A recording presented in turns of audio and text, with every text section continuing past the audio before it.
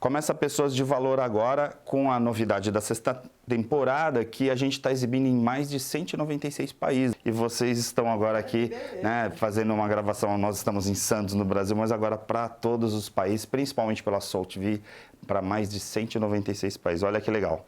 Então a gente poder discutir esses assuntos. Sem fronteiras. Principalmente quando a gente fala de desenvolvimento humano, né, que a gente fala de comportamento, que é uma tônica do programa, e acaba assim, tendo poucas opções, né? Na verdade, mesmo para quem tem TV a cabo, tá, acaba ficando na TV aberta, é quase impossível, né? Você tem um programa que aborda com a profundidade que a gente trata. E hoje eu estou aqui com duas amigas, uma mais antiga, uma mais recente, né? Pela ordem da mais antiga, a Denise. Denise, seja bem-vinda. Poxa, estou muito feliz, viu, Ari? Ari é um amigo querido de muitos anos, né? Que a gente se conhece de TV, da área do marketing. Um profissional que eu respeito muito, então estou muito contente de estar aqui. Obrigado. E nessa nova etapa, né? E a Luciana também, você vê que legal, vocês vieram para um programa que até outro dia passava na TV regional e agora a gente está explodindo uma plataforma, foi uma proposta muito legal. Claro, as pessoas às vezes regionais têm acontecimentos regionais que devem ser destacados. Por exemplo, um dos principais festivais de jazz do país acontece em Santos e vocês estão de frente aqui. Está aí na telinha com a Denise, que é a piloto disso tudo, a comandante disso. E ela está saindo do festival, que foi um sucesso, né? Lotado, mesmo com chuva, né? A gente estava comentando nos bastidores que a chuva afugenta um pouco o público, mas esse público é cativo, né? Mesmo com chuva, uma plateia cativa, né? O show de abertura é em teatro, então é fechado. São 700 e quase 80 lugares que o Sesc tem, lotadíssimo, mas assim, se tivesse o dobro, teria lotado, né? Um monte de gente que fica sem convite, sem isso e aquilo, não tem como, né? É difícil. Por isso que a gente também transmitiu ao vivo no nosso canal do YouTube, né? Então veja como a internet, né, é maravilhosa. Então isso nos deu uma tranquilidade também, né? Porque o pessoal fica aflito, quer ir e tal, né? Então foi um sucesso absoluto. Eu puxei o festival, assim, claro, a gente vai falar sobre comportamento e aí até a presença da Luciana aqui também para falar sobre o projeto que tem a ver com essa questão de gerações. Mas por que eu trouxe o festival, né? Claro, primeiro para cumprimentar, né, pela realização, que foi incrível mesmo, né? Tá assim, só elogios. Para mim o jazz é uma coisa que vem de gerações, assim, para uma coisa que, de repente, o tiozinho lá, como eu, que assiste jazz. Só que, ao mesmo tempo, eu dou aula na graduação e vejo uma molecada que curte jazz. O jazz é um estilo musical ou é uma força que comprova um pouquinho o tema do que a gente vai falar no Pessoas de Valor? É uma transversalidade, assim? Ele consegue cruzar essas gerações? Eu acho que sim, porque o jazz ele é um estilo musical que eu costumo dizer que é o mais contemporâneo que existe.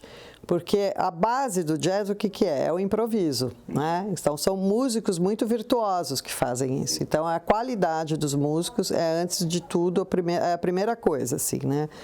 E aí, como ele tem isso, ele é muito contemporâneo, muito moderno, porque ele dialoga com o funk, com o hip hop, com o samba, com a bossa. E então você tem o jazz eletrônico, o jazz latino, a bossa jazz, jazz samba, você tem tudo isso. E aí o que acontece? A gente mistura muito. Então, quando a gente faz a programação, o que a gente faz? A gente coloca músicos mais, vamos dizer, tradicionais, com um jazz mais puro, vamos falar assim, mas ou às vezes com jovens tocando, ou muitas vezes com o próprio músico mesmo, sei lá, Toninho Horta, não foi nessa edição, foi numa outra. Então a gente coloca o Toninho Horta, que é um virtuosíssimo, um dos maiores músicos desse país, maravilhoso. E aí a gente também coloca naquela mesma sequência dele, de repente, um show mais moderno, que a juventude gosta. Sim, por isso que eu comecei para falar sobre isso, porque quando a gente falou assim, vamos falar um pouquinho sobre essa coisa das intergerações, tal, das relações entre gerações, e aí trazer a Luciana para esse papo, de certa forma o festival acaba contemplando uma coisa que deveria acontecer, por exemplo, nas universidades, nas empresas, que é, de repente, a troca de experiências, não só do mais experiente passando essa experiência para os mais novos, mas também uma troca onde o mais experiente pode também aprender um pouquinho com esses mais velhos e assim por diante. Fora as questões preconceituosas que a gente acompanhou na mídia recentemente de etarismo e etc. Como que você vê essa questão? Bom, primeira coisa, obrigada, Ari, pelo convite. É um prazer estar aqui com você. Então, é um prazer estar aqui com a Denise também para falar sobre a Rede Conecta Gerações. Eu acho que você, assim, acertou na mosca, porque o exemplo do Santos Jazz Festival, ele é muito interessante porque ele traz, eu acho que ele ressalta um aspecto que é muito importante nas relações entre gerações e que às vezes, nesse exemplo que você acabou de dar, da universidade, por mais que duas ou três gerações diferentes estejam no mesmo ambiente, isso não é fomentado, que é a questão do diálogo. Porque quando a Denise coloca no Santos Jazz Festival músicos diferentes, ou como foi no evento de abertura, que foi simplesmente espetacular, foi divino, não há o que dizer, em que você tem grupos de músicos diferentes, diferentes cidades e todos juntos ali dialogando, né, usando a linguagem musical para dialogar, eu acho que é aí que você começa a criar espaços realmente de troca. O fato de estar todo mundo dentro do mesmo espaço não garante esse diálogo. Porque esse diálogo vai precisar de algumas coisas como flexibilidade, a abertura, porque às vezes nem sempre nós estamos abertos a acolher o outro, a entender o outro e a perceber que o outro é diferente, né? Então, por isso que nós precisamos realmente fomentar nas universidades, nas empresas, no espaço público, esses momentos de encontro para que haja realmente essa troca. E daí, como é que a gente consegue fazer isso? Seja no encontro musical como esse, onde você vê um exemplo de como pode funcionar diversas gerações trabalhando junto e que coisa maravilhosa, bonita que sai lá na frente. O resultado é incrível, né? Inclusive as empresas que adotam esse modelo têm resultados incríveis, porque uma coisa que eu vi até de alguns colegas, né, amigos, né, que colocaram assim, poxa, me chamaram lá na empresa, então tem uma empresa multinacional que chamou um engenheiro amigo meu e desaposentou, porque eles não estão conseguindo colocar um jovem que tem a expertise que aquele cara tem, né, e aí foi lá, ele é brasileiro, foi para os Estados Unidos, foi trabalhar lá, tal, para essa empresa, então eu fico pensando se, de repente, esse movimento de desaposentar os mais experientes não é um movimento que alguma coisa... Não estou colocando culpa nisso, mas se alguma coisa não funcionou na etapa anterior, porque se eu fico imaginando que tem esse projeto que vocês fazem, que é justamente de conectar e fazer com que essa troca aconteça durante a vida ativa de ambos, não precisaria, por exemplo, depois de aposentar, descobrir que não tem uma pessoa para preencher aquela lacuna, por exemplo. Sim. Posso? O trabalho teria que ter sido feito anteriormente. Aí a Luciana tem uma propriedade boa. Tem algumas coisas aí que eu acho que são interessantes. Tem o lado humano, né? E eu não sou contra desaposentar esse meu amigo. Não. Ele é meu amigo.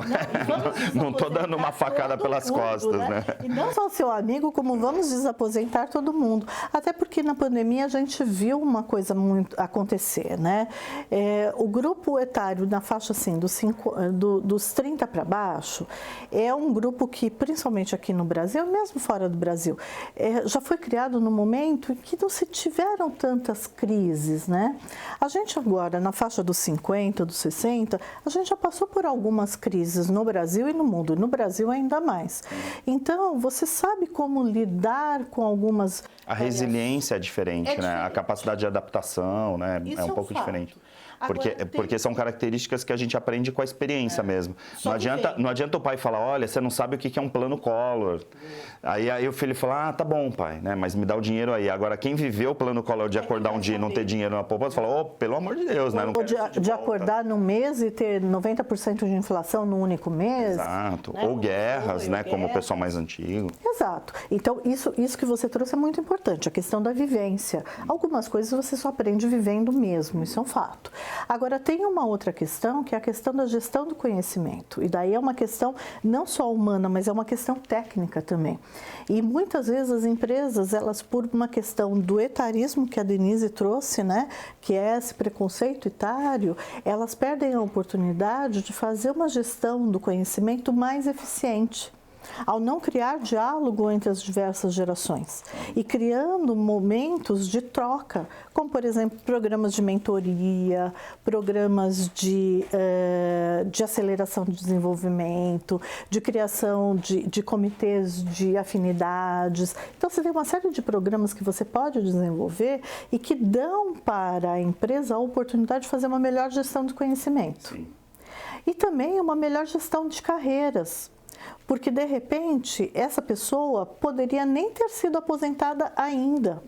Exato. Ela poderia ter mudado, de repente, de função. Então, ela poderia hoje estar no papel de mentor, não exatamente de agente ou de operação. Porque com todas as experiências que a gente tem hoje nas empresas, né, esses cérebros que estão ali, no mínimo consultores eles podem ser, porque eles não precisam estar na linha, né, na cadeia de produção, por exemplo, mas eles têm uma expertise que eles podem estar orientando e supervisionando para não cometer os erros que de repente naquelas gerações foram cometidas, né? Exatamente. E eu acho que isso é algo que poderia enriquecer muito as empresas, porque, e no sentido também de fazer com que o mais novo entendesse melhor como aquela pessoa de fato tem um conhecimento, porque tem eu sempre costumo dizer isso, né? Também não é porque a pessoa tem 50, 60, 65 anos que sei tudo e tarará e não dá. E às vezes você tem um jovem de 30 anos que já teve aí 3 experiências em empresas diferentes, que pode ter muito mais experiência do que um que tem 60 e vivenciou, sim, de repente, um único trabalho, uma única função e tal. Então, essa questão da experiência é relativa. Existe uma experiência, óbvio, da idade, de uma série de coisas e tal. Agora, eu acho que quando o jovem tem a condição de perceber que, de fato, aquela pessoa que ele considerava talvez já um pouco ultrapassada, e de repente esse cara, como vocês falaram, vira um mentor, né, ou uma mulher, claro, e aí começa a passar, de fato, os conhecimentos daquilo que ele tem mesmo toda a condição de fazer.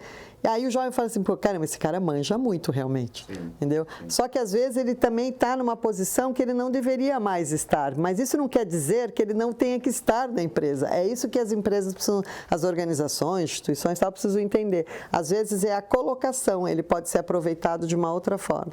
E eu acho que isso que você colocou, Ari, é muito interessante de colocar essas pessoas, algumas dessas pessoas têm condição plena de ser mentores naquilo que elas sabem fazer de melhor. E que não necessariamente é aquela última função que ela estava. Às vezes ela também foi passada ali de funções e ela não sabe mais onde ela era boa. Eu me lembro na questão bancária, só para fazer Eu me lembro na questão bancária, meu marido trabalhava, né? E tinha um pessoal de agência, gerente de agência, estou falando isso já uma época mais anterior, hoje já tá, as agências nem tem tanto assim. Um gerente geral de agência, ele ama trabalhar como gerente geral. Quando, às vezes, por ele ser um excelente gerente geral, queriam trazê-lo para uma superintendência para trabalhar numa gestão lá. Essa pessoa não queria.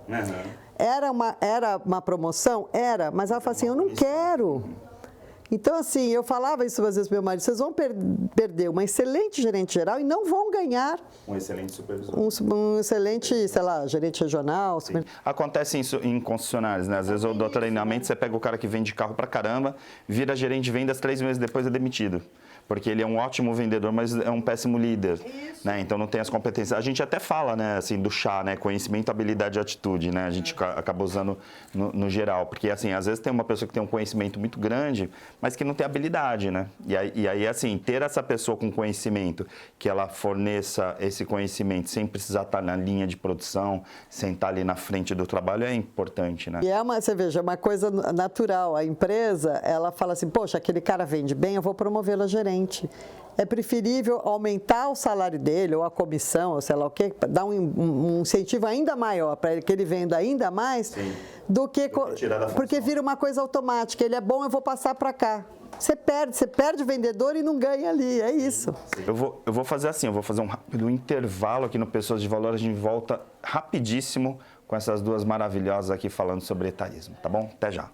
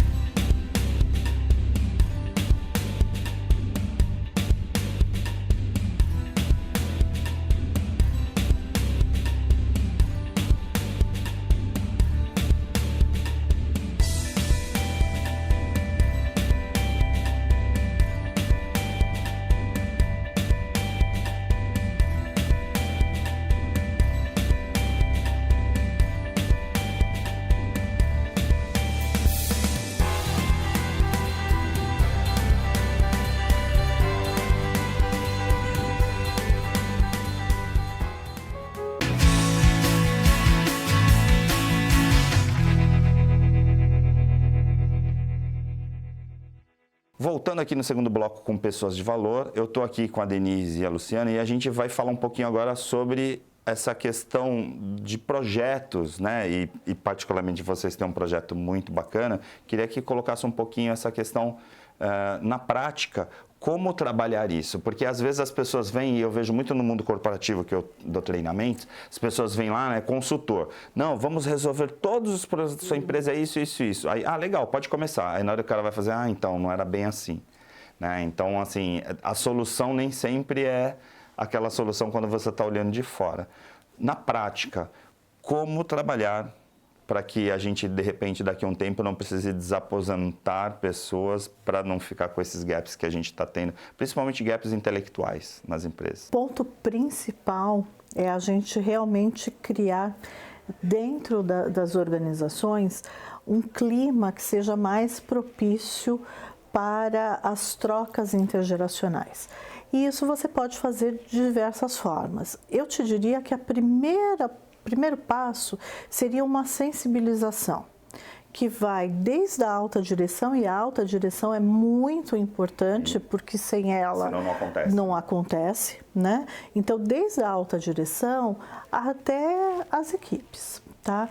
Para entender que as relações entre as gerações, elas são um benefício para todos. Elas trazem muito mais benefício do que malefícios, digamos assim. Até porque uma coisa que é importante, né, que tem se falado muito, é a toxicidade no ambiente de trabalho. E às vezes essa toxicidade começa pelo preconceito etário, porque às vezes a gente fala de preconceito de gênero e tal. Eu treino, por exemplo, empresas que trabalham bastante com a questão de diversidade e tal, então isso, de certa forma, já está até bem adiantado, questão racial. Só que aí, de repente, essa questão etária até tem um filme, né, que é O Estagiário, que quando você fala desse tema, para mim, sempre lembra, né, que é aquela coisa, assim, do tiozinho ali que está atrapalhando o jovem crescer. Né? E que é um baita preconceito, né? E, na verdade, nem é bem isso, porque como esse próprio filme mostra, né, ele acabou levando para aquela equipe visões de mundo diferente que se juntaram com a visão de mundo da própria equipe e que fez transformações nele e fez transformações na equipe também. Mas isso só pôde ser possível a partir do momento que houve uma sensibilização ali no grupo. Então, as organizações que elas começam a sensibilizar as suas equipes para entender que o preconceito, na verdade, não leva a nada. Criar feudos de poder, né, das gerações, para que elas possam trabalhar de forma separada, também acaba não sendo benéfico nem para aquelas equipes, né? E nem para a própria empresa, eu acho que é o passo inicial. Então, você trazer realmente, e você tem pesquisas, você tem projetos, você tem processos que podem ensinar isso para as pessoas e dizer assim, quanto mais diversa a sua equipe em termos etários, maior produtividade, maior inovação, maior criatividade, porque você vai trazer diferentes referenciais. Até porque a troca entre gerações, ela desperta muitos insights, né? Assim, ela trabalha muito a criatividade, porque eu vejo, até lecionando, né? Eu leciono criatividade e tal, e eu vejo, assim, às vezes você tem lá a molecada com umas ideias novas, mas sem saber como fazer. E aí, de repente, vem aquele cara que fala assim, poxa, essa ideia é legal com isso aqui e tal, junta o novo com o velho, né? Com o experiente, aí de repente fala, uau, que incrível! E aí você percebe que aquele cara que a gente achava que era velho, na verdade, ele é experiente, e ele tem uma cabeça super jovem. E às vezes super aberta. Quando você coloca alguém jovem, que vem com uma cabeça nova, que vem com visão arejada,